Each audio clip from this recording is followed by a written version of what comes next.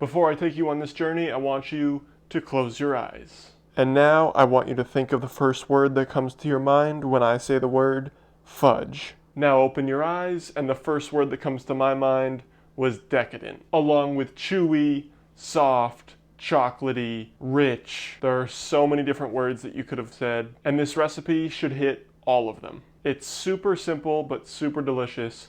5 ingredients. I say we get right into it. Let's turn up the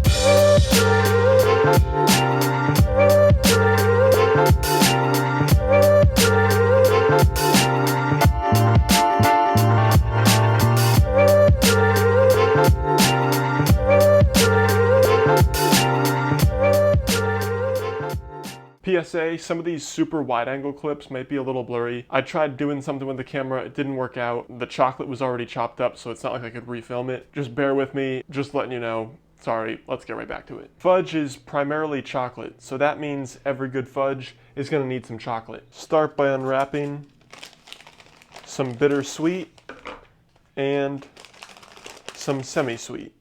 The mix between semi-sweet and bittersweet is going to be a nice balance. You could do bars, you could do chocolate chips, you could do really whatever kind of chocolate you want. Milk, dark, I'd say above 50% cacao.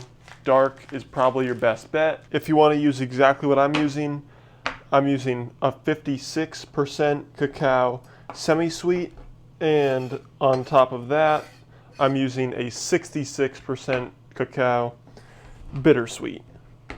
Make sure you keep your hand on that back side of your knife. Once all that chocolate is broken up into small pieces, small enough to just pretty much hit some heat and melt right away, you want to go straight into your pot with all 452 grams of your chocolate.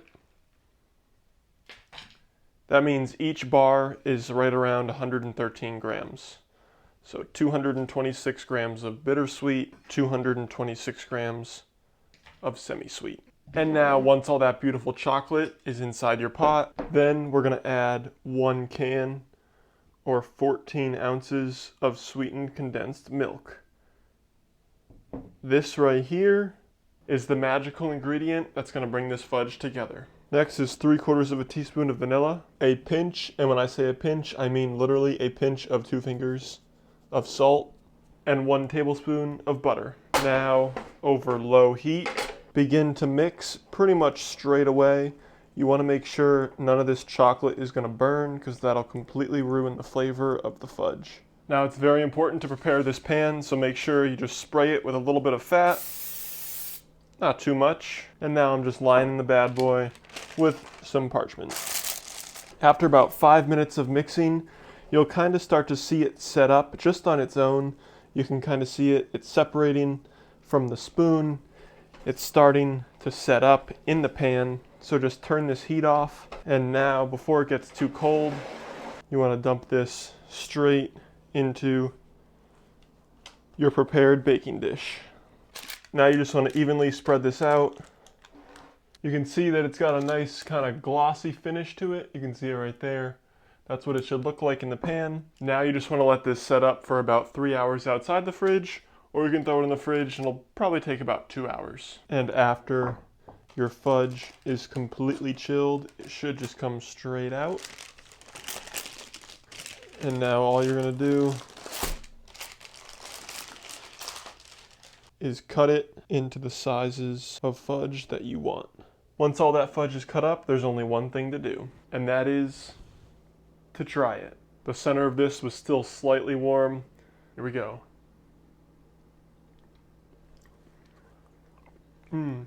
That right there is delicious. Like I said, it's still slightly warm, so if you catch it right at the right time, just as it's set up, but it doesn't get cold, that's something special. It's super easy to make. Definitely go try this. Add nuts, add anything you want to this. This is just a simple base. Go have fun with it. If you like this video, give it a big fat thumbs up and smash that subscribe button. Until next time, peace.